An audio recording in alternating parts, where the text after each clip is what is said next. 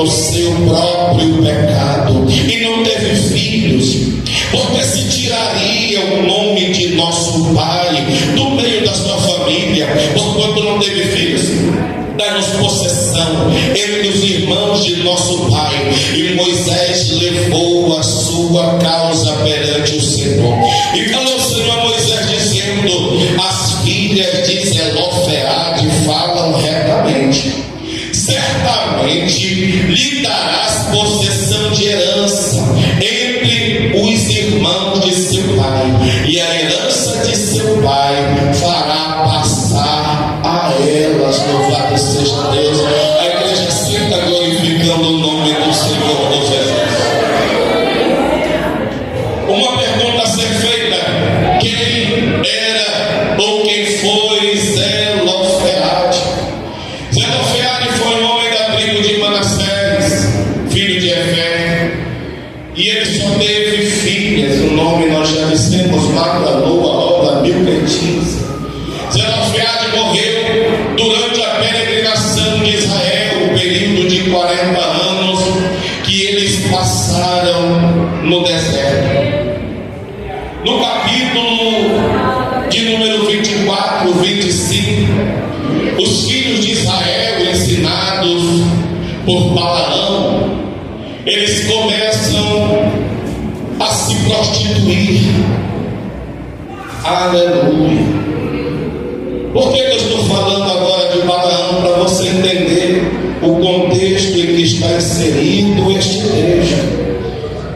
Números capítulo 25 diz: Israel deteve-se em Sitim, e o povo começou a prostituir-se com as filhas dos moabitas. Estas convidaram o povo ao sacrifício de seus deuses. Balaão foi um profeta que foi contratado. Eu só estou fazendo algo para os irmãos compreenderem. Foi chamado para amaldiçoar o povo de Israel. Só que ele tentava amaldiçoar, mas a Bíblia diz que é impossível amaldiçoar o povo que o Senhor abençoou. Só que mesmo Balaão não conseguiu amaldiçoar o povo de Deus, o povo de nosso Senhor. Ele ensinou aos moabitas uma forma, uma maneira que podia fazer para a queda e a perversão dos filhos de Israel. Em Números capítulo 31, versículo 16 está escrito: eis que estas foram as que, por conselho de Balaão, deram ocasião aos filhos de Israel de prevaricar contra o Senhor num negócio de Peor, pelo que houve aquela praga entre a congregação do Senhor. Aleluia. Você pode perguntar: que praga foi essa?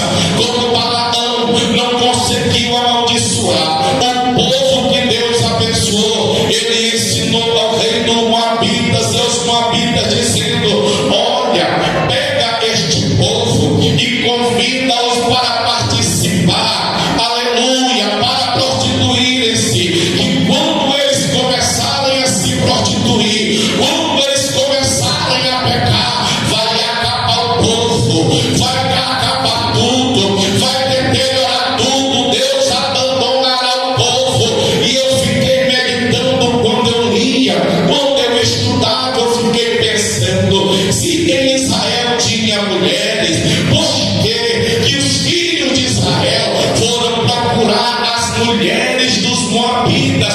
Por que eles se sentiram tentados? Por que eles se sentiram convidados a pecado?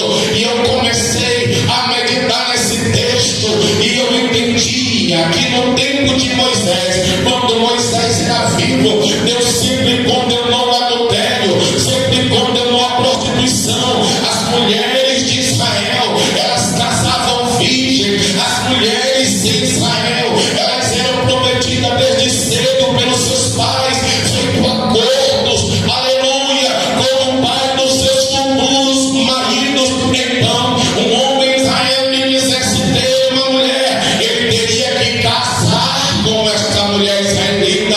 Mas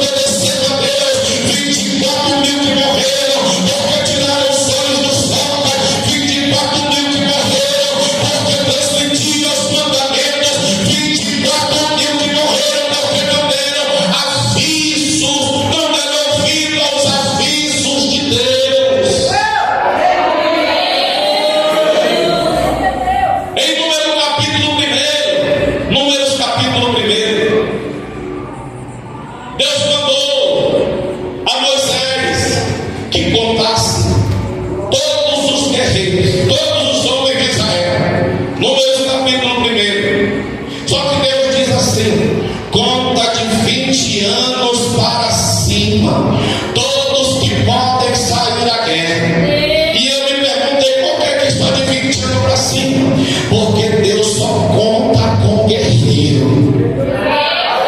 Todos que podem sair da guerra.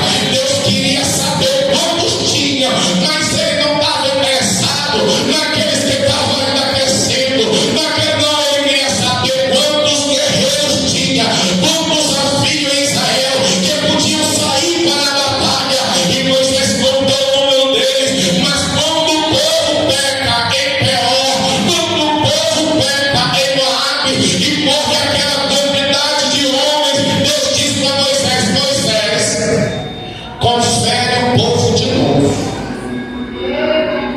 Moisés, Números capítulo 26. Aconteceu que depois daquela praga falou o Senhor Moisés, filho de Arão, sacerdote, dizendo: toma uma soma de toda a congregação dos filhos de Israel, da idade de 20 anos para cima. Mas uma vez Deus se revela dizendo: Moisés, confere o povo. Para quê, Deus? Porque eu só conto com quem está vivo. Mas Deus, eu já conferi o povo faz pouco tempo. Aí Deus está dizendo: Moisés, mas tu conferiu gente que já morreu. E eu só conto com quem está vivo. Eu só conto com quem pode ir para a guerra. Eu só conto com quem pode levantar a espada. Eu só conto com quem eu posso usar levando seja. Moisés começa a contar o povo. Em Números capítulo 26, ele começa a contar o povo. Para quê? Para preparar o povo para entrar em Canaã. Mas em Números 26, a partir do 52, eles começam a contar o povo por uma causa diferente. Qual era a causa, pregador? Era para a divisão da terra. E eu acho interessante que eles não tinham entrado na terra, mas eles já estavam conferindo o povo e vendo como eles dividiriam a terra que ainda não possuía. Quem tinha fé era Moisés. Eles ainda não tinham recebido a terra, ainda não tinham palpado a terra, mas já estavam fazendo a contagem de como eles dividiriam a terra que Deus ainda entregaria para eles. Mas quando eu entendi, eu vou te explicar uma coisa: se Deus te fez uma promessa, aleluia, de te dar uma casa, você já pode sonhando como é que você vai mobiliar ela. Se Deus te fez uma promessa de te dar um emprego, você já pode ir calculando como você vai fazer quando estiver lá. Se Deus te fez uma promessa, não espere para calcular como você receber. Você já pode ir planejando agora, porque aquele que fez a promessa, ele é fiel.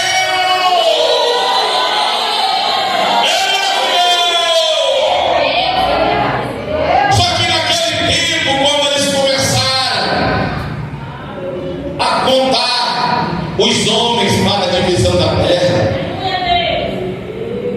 eles levantavam as cabeças das tribos, porque a terra ia ser dividida por sorteios para as tribos.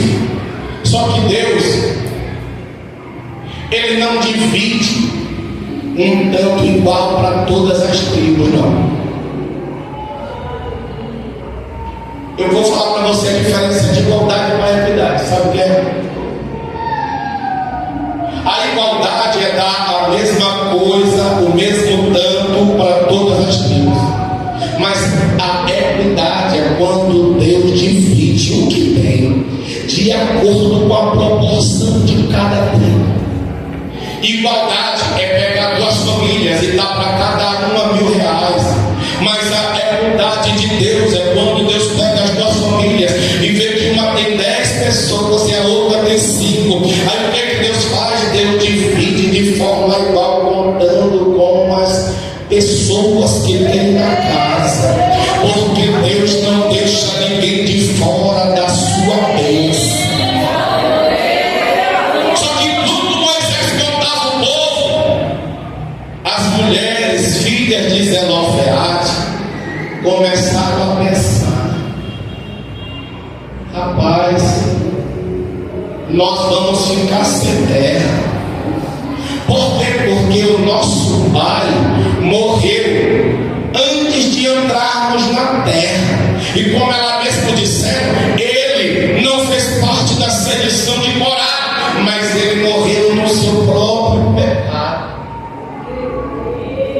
A primeira coisa que eu quero passar para você nesta noite é que Deus só deu vitória para elas, porque primeiro elas entendiam da lei. Qual lei? De Deus, a lei de Israel, a lei de Moisés. Se elas fossem umas mulheres alienadas, Moisés estava contando, conferindo, e o tempo delas procuraram os direitos dela ia passar. Quando elas percebessem, já era.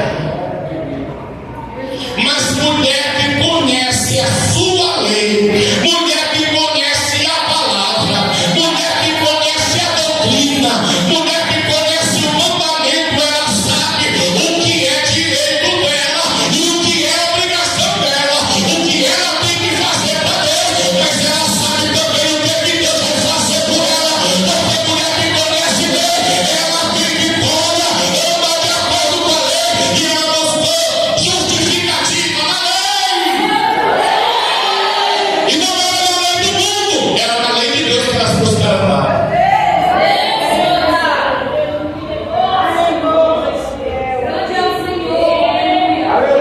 Números capítulo 27 que nós lemos. Capítulo versículo 1 só fala do nome das filhas, que elas eram filhas de Zelofehade. No versículo 2 diz: e puseram-se diante de Moisés. Observe a palavra que está aqui. Puseram-se. Esta palavra indica que elas não estavam sozinhas. Eram todas. Elas se puseram. Puseram-se diante de Moisés. É plural. Aí você pergunta, pastor, o que isso tem a ver? Simples. Cada uma delas podia dizer: eu vou buscar o meu direito sozinho. Hoje eu vou lá de Moisés. Eu não vou convidar ninguém. Porque o grande problema que nós temos hoje na nossa igreja é que tem muita gente que quer brigar sozinho, quer resolver sozinho, quer guerrear sozinho, quer fazer tudo sozinho. Eu já fui em igrejas bonitas como essa, que todo mundo trabalha, aqui não tem isso não. Mas na igreja que a irmã diz assim: eu vou fazer sozinha, eu vou orar sozinha, eu vou fazer outra sozinha. Mas aqui não tem negócio de sozinha. Na obra de Deus, elas se unem para alcançar o objetivo. Elas se puseram. Cada uma delas podia ir só resolver o próprio problema, mas elas foram juntas. Eu vou dizer de novo: cada uma delas podia ir só resolver o próprio problema, mas elas foram resolver o problema juntas. Agora eu vou dizer de outra forma: elas foram juntas resolver o problema, porque tem gente que só se junta para causar problema. E olha que de igreja eu conheço desde 93. Aceitei Jesus em 1993. Eu tinha 12 anos e ia fazer 13. Um culto de doutrina, uma quinta-feira. Quem estava pregando era o dirigente da igreja, Josué de Jesus Soares, que hoje é pastor no tempo da Assembleia de Deus Missão. Na rua do Pasquim, ele está lá, pode confirmar. Desde esse dia que eu estou andando com crente, eu conheço crente.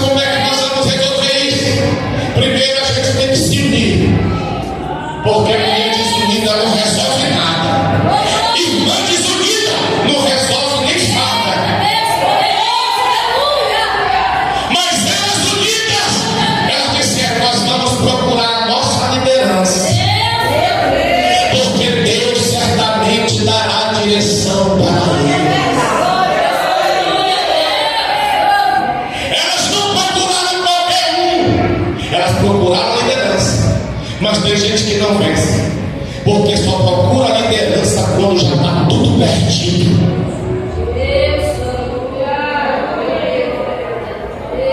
Tem gente que só procura o seu líder quando o caldo derramou, quando está tudo perdido, quando ela não sabe mais o que fazer. Mas se você for que nem as filhas de Zelofehad, você vai procurar a liderança antes de perder o direito à herança. Porque Deus tem algo para entregar para você. Deus tem uma herança para você. E se você não sabe como conseguir ela, procura a tua liderança. Ainda no versículo 2 diz: puseram-se diante de Moisés, diante de Eleazar, diante do príncipe de toda a congregação, e a porta da tenda da congregação. Pastor, onde era essa porta da tenda da congregação? Era onde Deus se revelava a Moisés. Era a igreja, era o lugar que Deus falava com ele. Então, no dia da maior diversidade delas, onde elas foram? Para a igreja. Minha santa está tribulada, vai para a igreja lá. Está passando luta, vai para a igreja lá. Está tudo difícil, vai para a igreja lá. Então, vai procurar alguém que te ajude lá. Lá na tenda, vai para a oração, vai para a consagração, vai lá.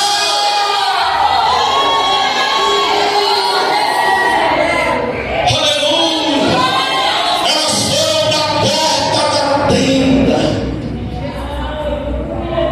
O versículo 3, elas começam dizendo: nosso pai morreu no deserto, e ele não estava entre a congregação que se congregaram contra o Senhor. Você lê depois. Elas começaram com humildade, expor para Moisés a causa. Elas tiveram vitória, sabe por quê? Porque elas chegaram diante da sua liderança com humildade. Provérbios capítulo 15, versículo 1 diz: a resposta branda desvia o furor, mas a palavra dura levanta contenda.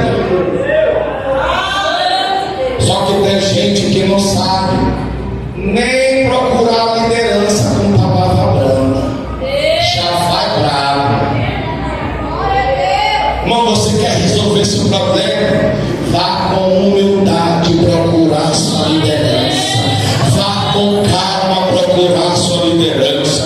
Vá com mansidão procurar sua liderança. Pastor, essa pregação não é estranha, é o texto que você me deu. Eu só estou explicando para você. E se me deram esse texto, eu creio muito nisso, é porque Deus queria falar com você.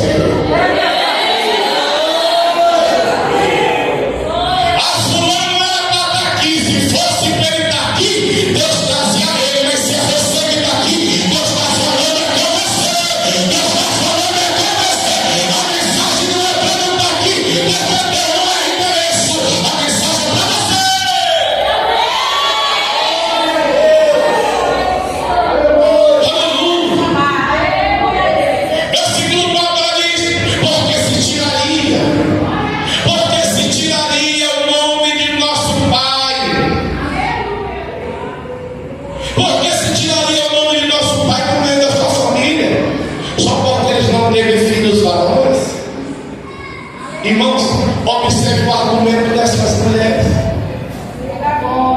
Tem gente que quando vai procurar direito, só olha o seu umbigo, né? É porque eu quero, é porque eu preciso, é porque eu estou precisando, é porque eu não tenho. Quando elas foram procurar ajuda, elas disseram: olha, é por causa do nome do nosso Pai. Nós não estamos aqui porque tem mulher que só clama pela vida dela. Tem gente que a oração dele é girando em torno do seu umbigo.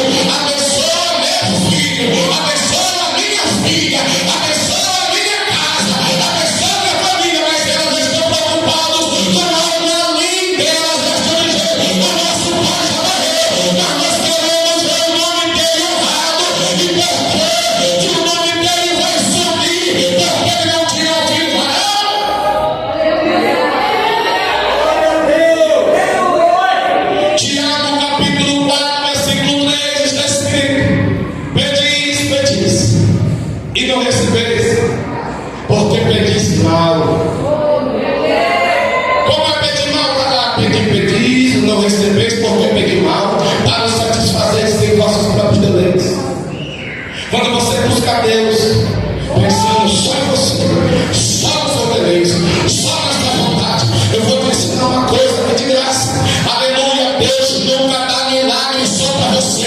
Um dia José foi aborrecido por seus irmãos. Um dia José foi jogado na cisterna. Ele foi aborrecido sozinho, jogado na cisterna sozinho, vendido aos ismaelitas sozinho, desceu ao Egito sozinho, foi vendido para Potifar sozinho, foi acusado de estupro sozinho, ele foi preso sozinho, mas no dia que ele foi honrado, ele diz: vai buscar meu pai, vai buscar minha mãe, vai buscar meu irmão, eu estou sempre sozinho, mas a vitória é da igreja, a vitória é da igreja, a vitória é da igreja.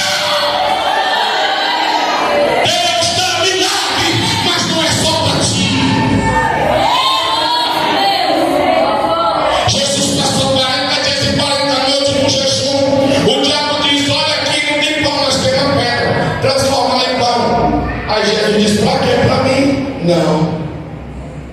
Mas Jesus estava andando, uma multidão seguindo ele. Depois de ele sair do deserto, a multidão seguia ele. Depois de algumas horas que elas estavam seguindo Jesus, Jesus disse: eu tenho pena da multidão. Por quê? Porque eles estão sem comer. Irmão, Jesus não teve pena dele 40 dias e 40 noites sem comer. Mas a multidão, algumas horas sem comer, ele disse: eu tenho pena da multidão. Dê a eles de comer. Aonde que vai ter pouco esse bando de gente? Olha, Pedro, não te preocupa. Eu não fiz milagre para mim, mas qualquer coisa é fácil. Qualquer coisa é fácil. Qualquer milagre não é para ti. Milagre é por causa do povo, é por causa da obra, é por causa do propósito.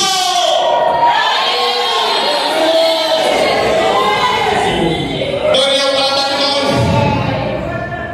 Quando levantaram Daniel, não foi Deus que revelou, e nem Deus que mandou. Daniel, manda chamar Ananias, Misael, Azarias, vai ler o texto. Daniel, quando é levantado, ele diz: olha, rei, se tu quiseres, eu tenho uns amigos. Como foi que Deus levantou Sadraque, Mesaque e Abednego na Babilônia? Através da indicação de Daniel. Por quê? Porque Daniel entendia que quando Deus fez um milagre na vida dele para levantá-lo, não é para levantar só ele. Porque Deus nunca te levanta só para você ficar em pé. Ele te levanta para você levantar mais alguém. Ele te chama para você chamar mais alguém. Não existe milagre individual. Toda vez que Deus faz milagre, Ele está querendo atingir as pessoas.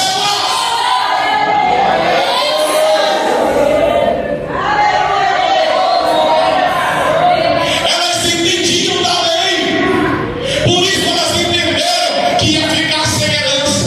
Crente que não entende da palavra vai perder a herança eterna, porque não conhece a palavra. Sabe uma característica interessante delas? Elas não tinham quem clamasse por elas. Então o que elas fizeram? Elas mesmas clamaram por elas. Só que tem crente que é muito, uma palavra antiga, me livrou. Ninguém me ajuda, ninguém vai me visitar, ninguém ora por mim. Ah, pastor, meu marido não me ajuda, meu filho não me ajuda, ninguém me ajuda. Se ninguém te ajuda, ora do sol. Se ninguém te ajuda, clama do sol. Se ninguém te ajuda, vai pra igreja só. Aleluia, porque ela não tinha ninguém por ela, mas quando elas precisaram, elas foram atrás. Elas foram atrás.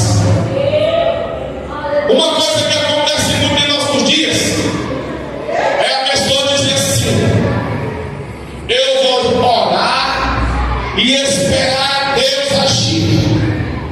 Eu fico imaginando as filhas de Zelofehad, se elas ficassem só orando.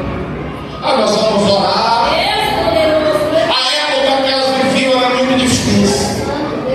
As mulheres não tinham vez, principalmente para herdar alguma coisa, para ser líder de alguma coisa. Então elas, com certeza, o texto não diz, mas elas certamente clamaram a Deus.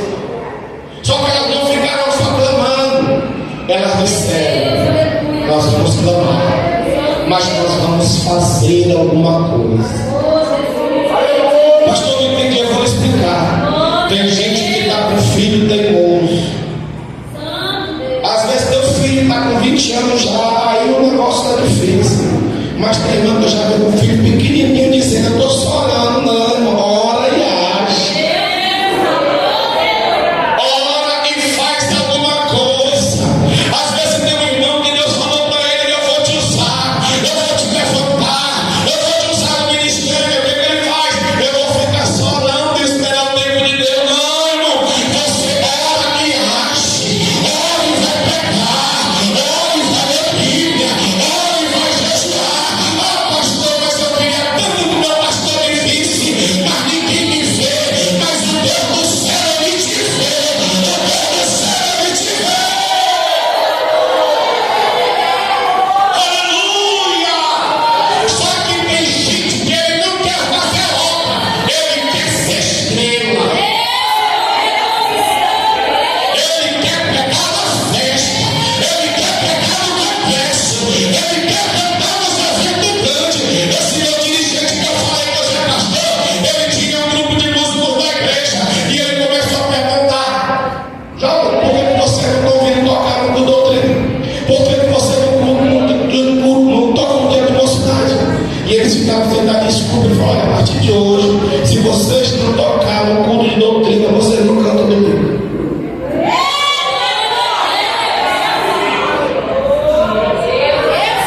Se fosse irmãos, foi um santo remédio. Todo mundo passou a ter tempo para tocar no culto de doutrina. Todo mundo passou a tocar no culto de mocidade.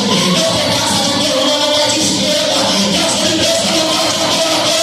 E gente que quer fazer obra, Deus está chamando quem quer fazer essa obra. Aleluia! Quem quer fazer?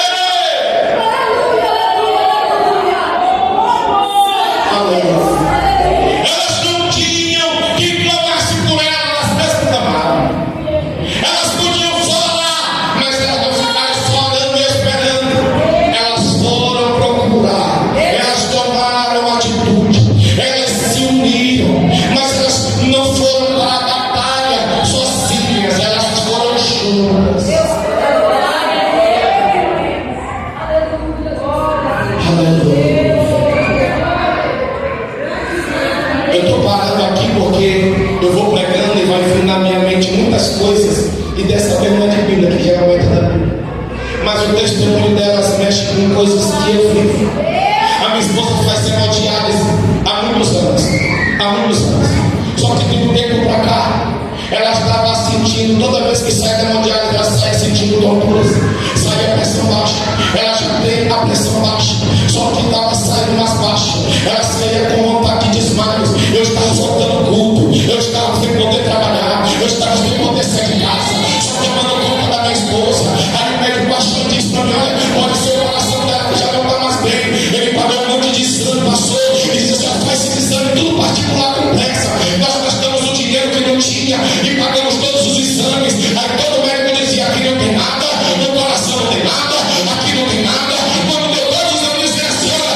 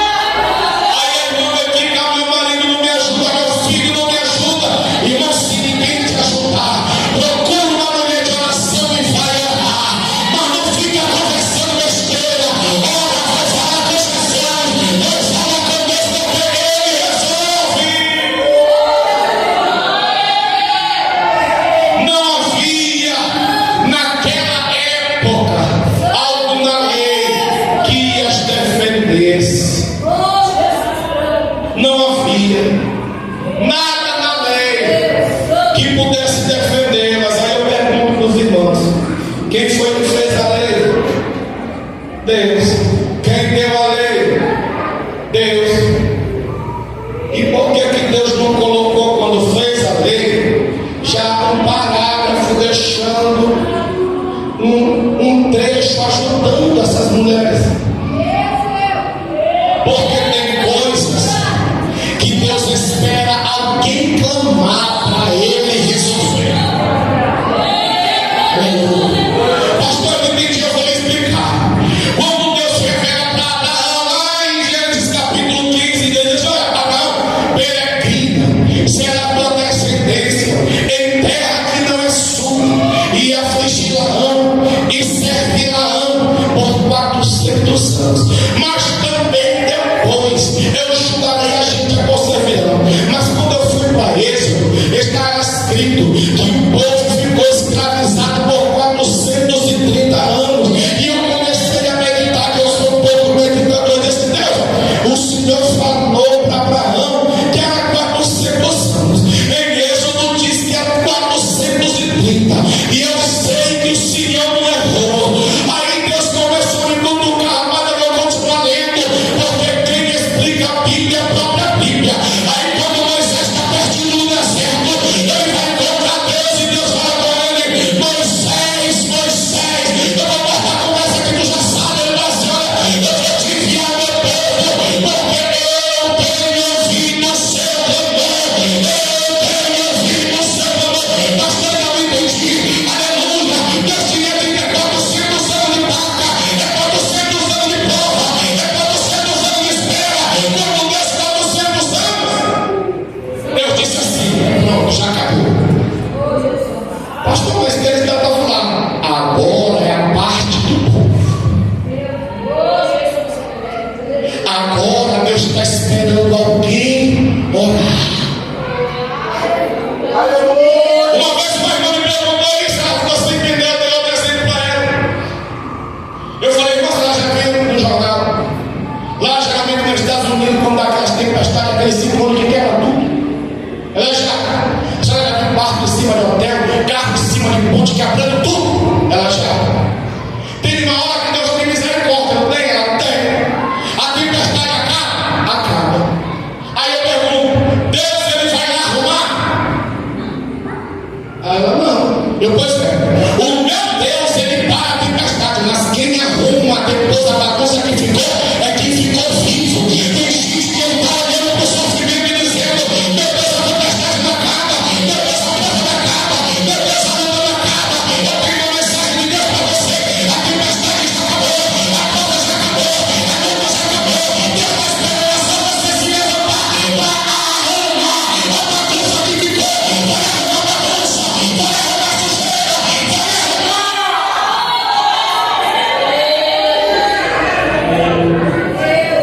Deus falou que era 400 anos, mas o povo já estava tão acostumado a sofrer no Egito que está tudo bem. Então, se está tudo bem com o povo, está tudo bem para Deus.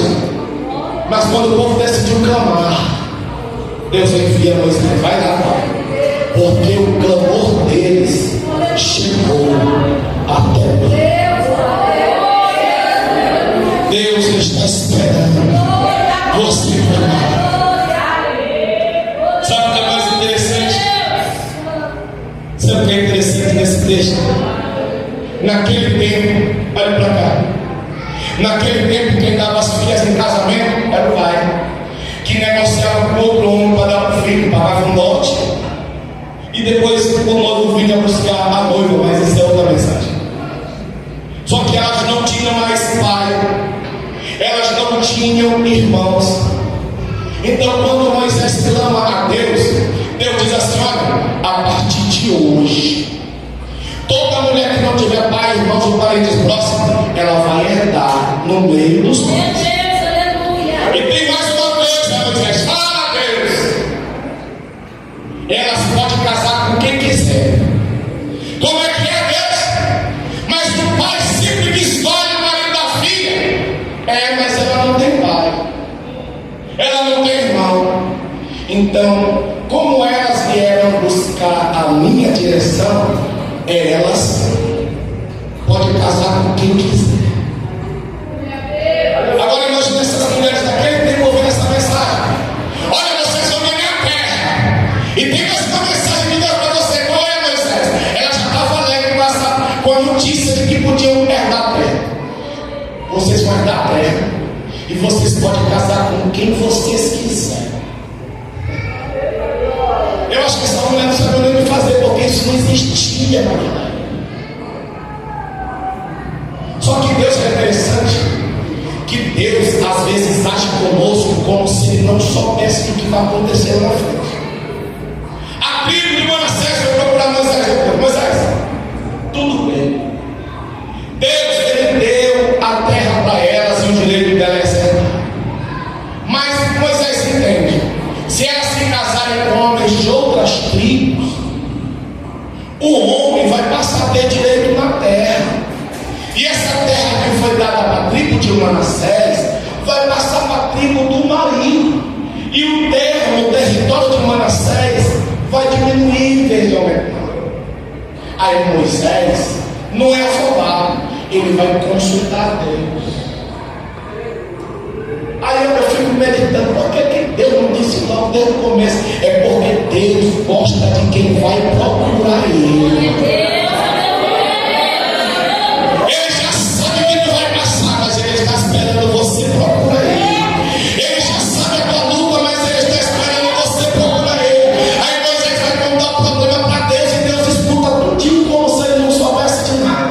Aí Deus fala, Moisés, diz para elas, eu falei com que elas pudessem casar com quem quisesse, mas diz que elas podem casar com quem quiser, desde que seja da mesma tribo. Elas estão livres, mas não é tão livre assim. Elas podem casar com qualquer um. Não, tem que ser da mesma tribo. Ah, mas eu amo ele. Mas tem que ser da mesma tribo. Ah, mas ele é gatinho. Mas não é da tua tribo. Deus te deu a liberdade de escolher, mas a liberdade não é total. Tem que ser da tua tribo, porque senão o negócio que Deus fez contigo, Ele vai te abandonar. Tem que ser da tua tribo. Pastor, mas eu não concordo, porque a gente tem que casar. Eu estou só interpretando, está tudo bem. Eu tenho que casar com quem eu amo. Aí Deus pega a Bíblia para você ler, que você está precisando ler. Abraão chega para o servo dele, dá uma semelhança. Ele dá uma semelhança. Meu filho está aqui nessa terra, mas eu não quero que ele case aqui, porque quem decide com quem ele vai casar sou eu. Vai lá para a minha terra e vai trazer uma filha de lá para o meu filho. Aí dá uma semelhança, vai lá.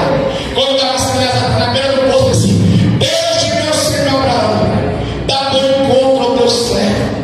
Essa é a hora que as filhas desta terra saiam para pegar água para si e dar de beber ao rebanho. Seja a moça que a mulher, que eu pedi para ela dar de beber para mim. E ela disse, eu vou dar para você, e ainda vou dar água para todos os teus companheiros. Seja a mulher que o Senhor designou para o meu Senhor Isaac. Nisto, Senhor, eu conhecerei que tu prosperou o meu caminho. E a Bíblia diz que ele acaba de orar. Lá foi a mulher, virgem, ela, que nenhum homem havia tocado. Ele acabou de fazer uma aliança com Deus. Ele disse para ela, mulher, dai-me de beber.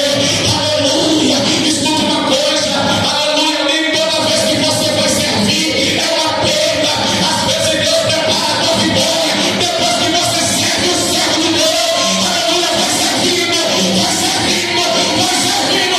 Eita, aleluia. Deus está falando com você aqui. Ela diz, eu vou te dar de beber. E eu vou também dar água para todos os meus companheiros. Mas tem gente crente que pensa assim, rapaz, dá água para o homem tudo bem, mas para bicho não, não é para mim não. Essa obra aqui, não, até que ornamental eu quero, mas lavar banheiro não. Não, até que fazer isso aqui eu quero. Irmão, vai servindo, que a tua vitória vem do teu trabalho para Deus. Vai servindo, vai servindo, vai servindo, vai servindo. Aleluia!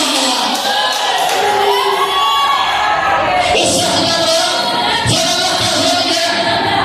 Eles aceitam levar a mulher. Aí eu pergunto para os irmãos, ela estava apaixonada por Isaac? Não, ela nem sabia quem era. Isaac estava apaixonado pela mulher? Não. Mas eles, A Bíblia diz que ele levou para a tenda da mãe dele e a amou. Porque no meio cristão não ama para casar, casa para amar. Glória a Deus, meu Deus. Ah, pastor, mas eu não concordo ainda assim. 1 Coríntios capítulo 7, Paulo falando só sobre casamento.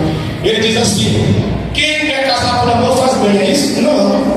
Ele diz assim: olha, quem tiver sua filha virgem e quiser dar um casamento, faz bem. Mas se não quiser dar, faz melhor. Ou seja, o texto dá a entender que quem dá no casamento no Novo Testamento também é pai. E Paulo não quer dizer: oh rapaz, deixa tua filha casar com quem quiser, mas ele não diz. Ele diz que o pai que der faz bem, mas se não der, faz melhor. Aí depois Paulo lá embaixo ele vai dizendo: mas se o pai estiver vendo que está passando a flor da idade e que vai chegar na hora da filha de casar, se está em casamento, não peca, todavia que seja do Senhor. Ou seja, tem que ser da tua vida, porque não importa o tanto que você ama, o que importa é estar dentro do propósito de Deus. Louvado seja Deus. Aí eu vou casar com quem eu amo, não. Eu vou casar com quem ama a Deus. Eu vou casar com quem eu quero, não. Você vai casar com quem quer Deus. Eu vou casar para ser feliz, não. Eu vou casar porque eu sou feliz. Por que, pastor? Porque alguém feliz não faz ninguém feliz. Irmão, eu já era feliz antes de casar.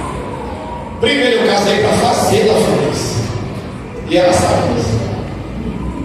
Segundo, eu casei porque eu já era feliz. Eu não precisei de pessoa para ser feliz. Feliz eu já era. E eu trouxe ela para dividir da minha felicidade que eu já tinha com Deus. Eu falei que ela faz hemodiálise, pois quando eu casei com ela já fazia. Ah, mas eu casei com uma mulher que faz hemodiálise porque eu casei, eu decidi amar. Eu decidi amar a ela. Porque o amor bíblico não é isso que nós vemos hoje. Isso daí é filme de romance, é coisa da Disney. Pastor, mas o senhor está dizendo que não pode casar com quem ama? Eu não estou dizendo isso. Eu estou dizendo que isso não tem na Bíblia. José, marido de Maria, o pai que criou Jesus, a mulher estava buchuda e disse: eu vou largar essa mulher, eu não gosto dela mesmo, fui arranjada. Aí ele disse: eu vou só dar um cochilo de lá para fora. Aí tem gente que diz que Deus não se mete em casamento. Deus diz assim: eu vou deixar essa mulher sozinha com esse custo aí. Aí Deus está dizendo: tu não vai largar, não, tu vai amar ela, tu vai cuidar dela, tu vai cuidar do filho dela, porque o filho dela é meu filho. Aleluia. Pastor, eu entendi. Eu vou dizer: tem gente que está certa dessa mulher bem, irmão, casa com ela, ama ela, porque o que tem dela é do Senhor.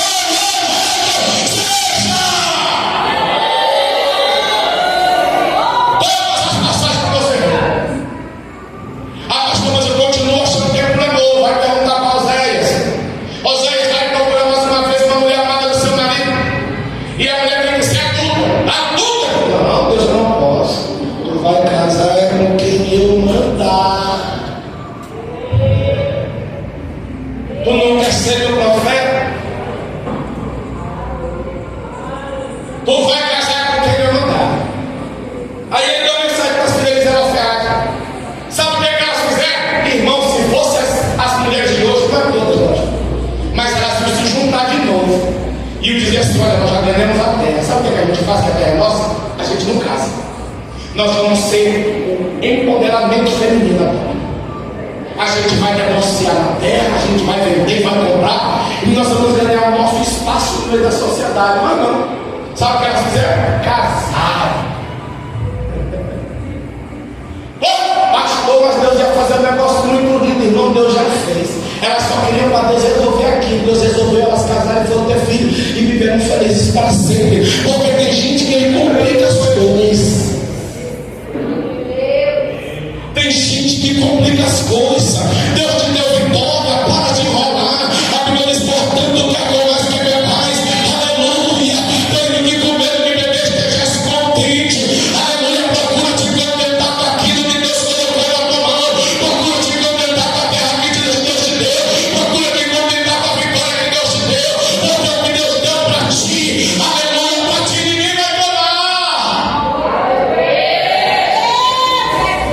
pastor vai tentar esgotar, deixa eu fazer sua oração com você, pastor, eu vou fazer sua oração. Vamos nos colocar. Eu costumo dizer que relógio é a última coisa que se converte na igreja. Todo mundo para, mas ele não para de jeito nenhum. Ele fica todo tempo mexendo. Aleluia. Aleluia. Irmãos, eu aprendi que Deus, eu não estou dizendo que Deus não faz mistério, que Deus não move irmãos, mas eu aprendi que Deus não precisa disso. Tem gente que só crê que ele foi curado se ele sentir alguma coisa, se ele tremer, se ele cair. Não. Deus, ele pode curar você com uma simples oração. Alguém disse assim, pastor, faz uma oração de poder. Eu vou te ensinar o que é uma oração de poder. Vai lá para a carta de Tiago que diz: quem está alegre canta, quem está triste ora, quem está aleluia, quem está enfermo, procura os presbíteros da igreja que eu chamo óleo de lá, porque a oração do justo pode cumprir seus efeitos. A oração que pode é a oração do justo, a oração de poder é a oração do justo, a oração que dá resultado é a oração do justo. Não é o óleo que vai fazer, é a oração do justo pode muito, a oração do justo ela pode. É a oração. Senhor, nós representamos a Ti nesta noite, a Tua igreja, meu Senhor da glória, que está com causas pendentes a resolver. Alguns aqui estão com enfermidades incuráveis. Alguns estão até com uma enfermidade curável pelos homens. Só que os homens às vezes fazem paliativo, mas o Senhor não. O Senhor resolve. Meu Deus, nesta noite cura o enfermo, liberta os oprimidos, levanta o caído, firma o joelho vacilante, anima o desanimado, reconcilia o desviado. E se o Senhor quiser nesta noite, batiza com o teu Espírito Santo. Zacarias capítulo 4 versículo 6 está dizendo: não é por força, não é por violência, mas é pelo meu Espírito, diz o Senhor.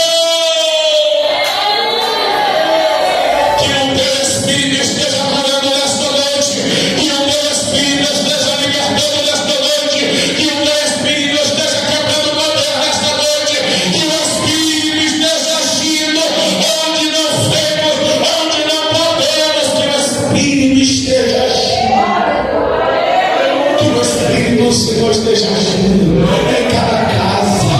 Meu pai, as filhas dizem, ela e foram procurar e ouviram de Ti uma resposta, que dos que estão aqui, ninguém saia daqui sem a resposta